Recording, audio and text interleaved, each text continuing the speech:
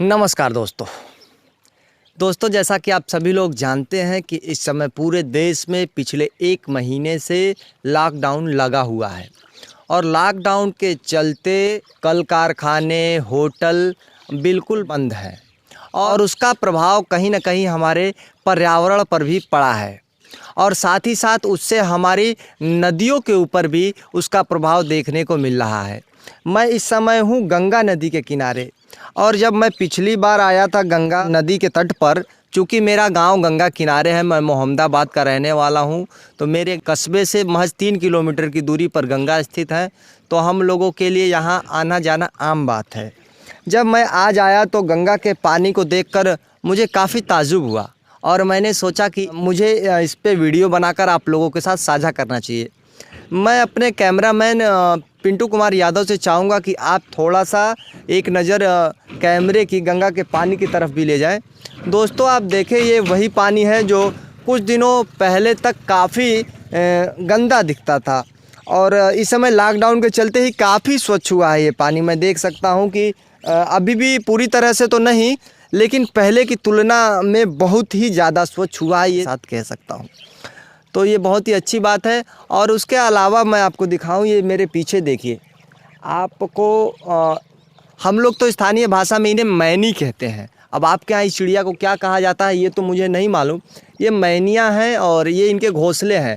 संभवतः इन्होंने चोंचों से ही बनाए हैं, अपने चोंच से छेद करके ये गंगा के घाट के किनारे।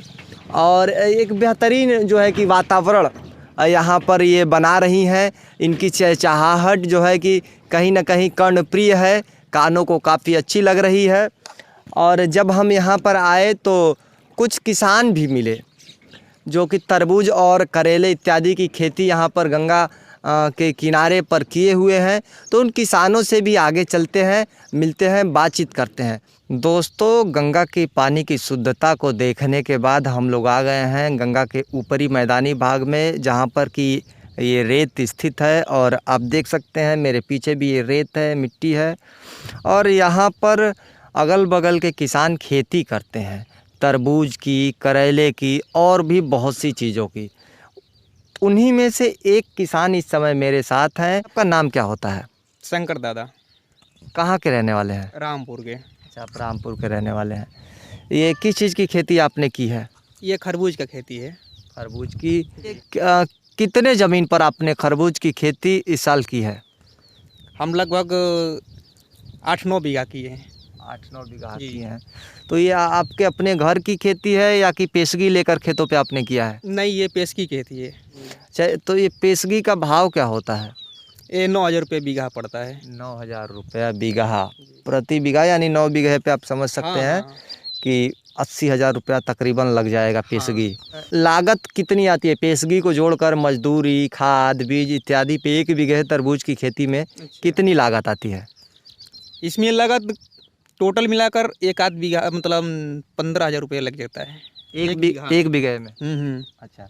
और कितने का 1 बीघा का जो ये फसल होता है, जब आप तरबूजा पैदा होने लगता है, पैदावार होने लगती है तरबूज की, तो कितने का बेच लेते हैं? अगर अच्छे ढंग से खेती हो जाए तो वही 30-35 हज़ार मतलब निकल जाएगा। अगर नहीं हो पाए तो इसमें कोई गारंटी नहीं है कि मतलब निकले या ना निकले, लेकिन खर्चा निकाल देगा। मतलब ये है किसान का कहना कि नुकसान नहीं होगा, जो आपकी लागत आई है वो तो किसी हाल में ये निकाल देगा। अगर अच्छे से बाज़ार भाव मिल जाए तो 30-35 हज़ार रुपये तक मिल जाता है। अच्छा, मैंने देखा नीचे आप ही ने करेले की खेती की है या किसी और की है? नहीं, ये मेरे ही करेली की खेती है। अच्छा, करेली की खेती है। तो ये रेत पे करेली अच्छे ढंग से पैदा कर लेते हैं आप लोग? वो दूसरी मिट्टी है, ये दूसरी मिट्टी है। ये रेत है, वो अलग मिट्टी है, धूस मिट्टी है। अच्छा, आगे जो है वो धूस मिट्टी बता रहे हैं और ये जो है कि रेत है। तो रेत पे खरबूजा है, ये तरबूजा नहीं है। जो आप समझिएगा, तरबूजा वो होता है जो लाल होता है और उसका बिया काले रंग का होता है, लेकिन ये खरबूजा है, नाशपाती से कुछ बड़ा होता है साइज में। ये मैं देख रहा हूँ कि झोपड़ियाँ बनी हुई है। यहाँ थोड़ा सा कैमरा घुमाइएगा, ये झोपड़ी है। तो इसका उपयोग क्या रखवाली के लिए आप लोग करते हैं या किस लिए बनाई है? रखवाली के लिए करते हैं। अच्छा। जो बाहरी लोग आते हैं मतलब ऐसे छेड़खानी करके तोड़ लेते हैं और खाने पीने के लिए मतलब ऐसे फालतू लोग आते हैं, तो ये रखवाली के लिए है। हम लोग दिन भर मतलब खेती में रहते हैं और इसी मड़ई में रहते हैं। अच्छा, ये मड़ई है, इसी मड़ई में हाँ। रहते हैं। तो कितने दिनों तक जो है कि इस खेती को आप लोग करते हैं? कितने दिन की खेती है खरबूजे की? ऐसा है कि ये जो बोया जाता है मतलब 2 महीना पहले, हम्म, ठीक, ये छठ ले यानी नवंबर में बोया जाता है हम्म, और ये अप्रैल में निकलने लगता है। और कब तक निकलता है? ये 1.5 महीना तक निकलेगा। 1 बीघे पे अगर बाज़ार भाव अच्छा मिले तो आपको 15 से 20 हज़ार रुपया मिलेगा। तो कहीं ना कहीं किसान जो रखवाली करता है उसका अपना निजी पारिश्रमिक भी इसमें जोड़ा जाए तो मुनाफा 9 के बराबर है। लेकिन बेरोजगारी से ये बेहतर है। जहाँ कुछ नहीं वहाँ कुछ भी बेहतर माना जाता है। अच्छा शंकर भाई, हमें ये बताइए, आप इस समय पूरे देश में लॉकडाउन लगा हुआ है, तो लॉकडाउन का प्रभाव आप लोगों की खेती पर भी देखने को मिल रहा है? प्रभाव पड़ रहा है कुछ। किस किस्म का प्रभाव पड़ रहा है? प्रभाव ये पड़ रहा है कि जो हम लोग का माल निकल रहा है, हम लोग मंडी लेकर जा रहे हैं, मनमानी भी बिक रहा है। जैसे हम लोग का रेट पहले कुछ और था, अब ये है कि मंडी में पुलिस घुस जाते हैं, बाज़ार में घुस जाते हैं, ऐसे मंडी में बोलते हैं कि नहीं यहाँ से चले जाओ, ठीक। उसके बाद जो व्यापारी है मनमानी बेचने लगता है, जो किनने वाला है मनमानी खरीदेगा। डर हर चीज़ से भी है। अच्छा, पहले बाजार भाव कितना मिल रहा था? पहले जैसे अगर कोई भी व्यापारी बिक रहा है, बोलेगा 2,000, कुछ उसके ऊपर मतलब प्रभाव डालेगा, वो बोलेगा कि नहीं 1 रुपये कम करो, वो बोलेगा कि नहीं, कुछ रगड़ा रगड़ी होगा। लेकिन इस समय ये चल रहा है कि एक रेट पर मतलब दिया जाता है। इस समय क्या मिल रहा है बाजार भाव? बाज़ार भाव वही मिल रहा है। अगर हम करेली लेकर जा रहे हैं तो अगर 2,000 का है तो 1,500 को बेचाएगा, मनमानी। और तरह खरबूजा आप लोगों का? खरबूजा है, बाहरी व्यापारी आ रहे हैं तो मान के चलो कि अगर 15 का रेट चल रहा है तो हम लोग को मालूम चल जाता है कि नहीं रेट कौन सा चल रहा है। ऐसे की कर चुके हैं।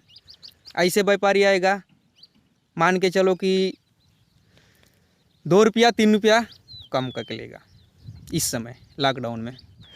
अच्छा शंकर भाई, हमें ये बताइए, आप लोगों के यहाँ जो व्यापारी आते हैं, ये व्यापारी कहाँ से आते हैं? गोरखपुर के हैं। अच्छा, गोरखपुर से। और ये आप लोगों का जो माल आपसे लिया जाता है, यानी कि खरबूजा आपसे लिया जाता है, तो ये गोरखपुर मंडी में बेचने के लिए जी। चली जाती है? वो खुद गाड़ी अपना खुद लगाता है यहाँ पर और माल यहाँ से लेकर जाता है। अच्छा, पैसे का जो भुगतान होता है वो नगद होता है या माल की बिक्री के बाद? बिक्री के बाद होता है। बिक्री माल यहीं पर लेगा, दूसरे दिन पैसा तुरंत मिल जाएगा। अच्छा, तो पैसा कैसे मिलता है, नगद या कि खाते में आ जाता है? नहीं, नगद मिलता है, कैश। ये जो माल आप लोग देते हैं गोरखपुर के व्यापारी इस समय आ रहे हैं उनको, जी। तो पैसे का भुगतान कैसे होता है? भुगतान मान के चलो कि हमारे गांव में मतलब कोई भी एक सदस्य हो गया, यानी व्यापारी, वो व्यापारी और गोरखपुर का व्यापारी दोनों कॉन्टेक्ट है, ठीक। माल पूरा किसान का इकट्ठा करेगा गांव का व्यापारी, और ये लोडिंग कराएगा, माल वहाँ जाएगा। गोरखपुर का व्यापारी पैसा देगा तो ये पैसा बांटेगा।